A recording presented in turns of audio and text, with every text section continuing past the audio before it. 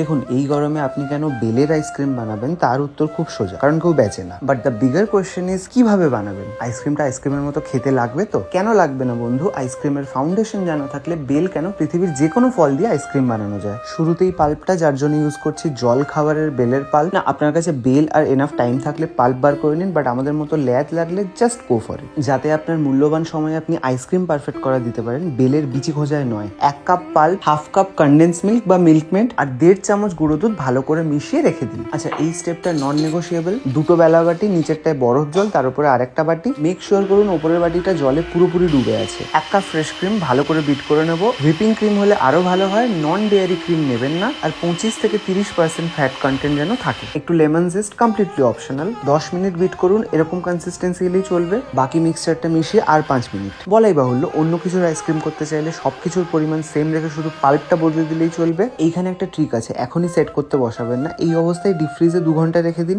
2 ঘন্টা পর বের করে আবার একটু বিট করে তারপর সেট করুন 6 থেকে 8 ঘন্টা। যেহেতু আমরা চার্নিং করছি না, এই স্টেপটা স্কিপ করলে কিন্তু সেই টেক্সচার আপনি পাবেন না। এবারে চাইলে একটু নিচে লোটাস বিস্কিট আর হানি ড্রিজল করে সার্ভ করতে পারেন। বাট সত্যি বলবো, এসব ক্যামেরার জন্য করা ভাই। বাড়িতে বানালে শুধু আইসক্রিম এনজয় করুন, ইটস সাফিসিয়েন্ট। আর কোনো আইসক্রিমের রেসিপি লাগলে কমেন্টে জানান। আর জল খাবারের বেলের পাল্প কিন্তু এদের ওয়েবসাইট, অ্যামাজন বা সুইগি ব্লিঙ্কিটেও পেতে পারেন। আজ আসি, আবার দেখা হবে।